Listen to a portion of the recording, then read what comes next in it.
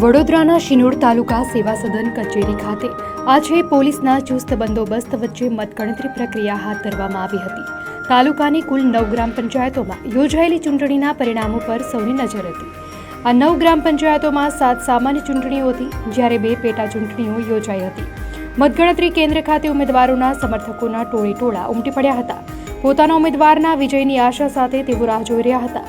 જેમ જેમ પરિણામો જાહેર થતા ગયા તેમ મતગણતરી કેન્દ્ર ખાતે જીતેલા અને હારેલા ઉમેદવારો તેમજ તેમના સમર્થકોમાં કહી ખુશી કહી ગમનો માહોલ જોવા મળ્યો।